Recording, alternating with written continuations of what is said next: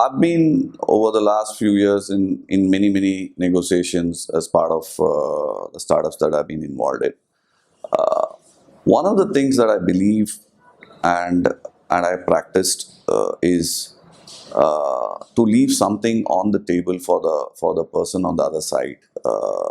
Because I believe that it's not about winning that one negotiation. I think that generally we negotiate all our lives. We negotiate with our spouses, we negotiate with our children, we negotiate with our colleagues, we negotiate actually all the time. And I do think that building that sense of fairness into it is extremely important. The other person should walk away feeling that, okay, this guy is a fair guy to deal with, and I can trust his judgment, and I know that he's not going to take whatever is on the table even if there was an opportunity. And I make it very open, and I use it as a negotiating point even with the other person on the other side to say, you know what, I am giving you this. You have not even asked me. Before you have asked me, I've been giving you one or two of these things. That itself puts me in a position of strength to take the two things probably that I need.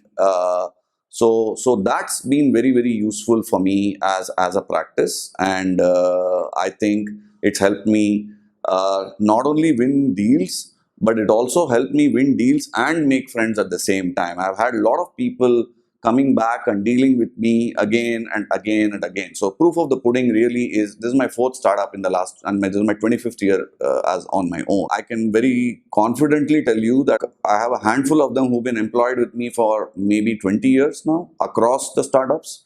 And or even dealt with me again and again, even though the domains have been very varied. Before I get into any negotiation which is of any significance, and clearly it's a decision-making meeting, I believe in classifying the points that are there as must-haves and nice-to-have. So I put it in two buckets, basically.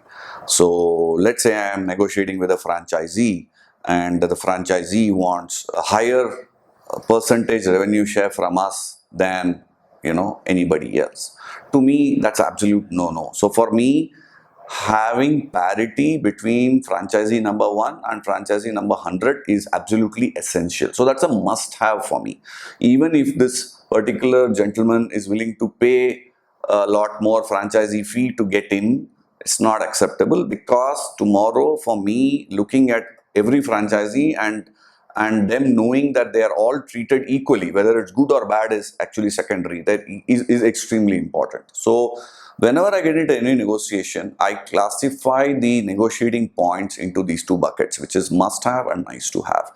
And I kind of know that I must protect the must-haves, and I make it very clear that these are breaking points. Even in the nice-to-have, I ensure that if the other side is insisting on some points, going back to my earlier point and leaving something on the table, I do give it to them. But I ensure that I do not give even a single point in the must-have, because obviously then I'll be diluting the whole conversation and the whole transaction. Primarily in sales, what I've seen is that connecting obviously with the other person works well. We all know that. But how do you connect is that's been the challenge, right? And sometimes you have a few hours to connect, sometimes you have a few seconds to connect, sometimes you have a few minutes to connect. So basically what I've seen is that storytelling works very well. Second one is getting a connect to what they either relate to, or what they are close with, or what emotionally they are attached to, works extremely well. So as soon as you can, probably getting to know them a little bit better. I personally use stories which have some humor in it. I think that kind of also is an icebreaker to the whole conversation. Or you talk to them about something in a way which disarms them to some extent.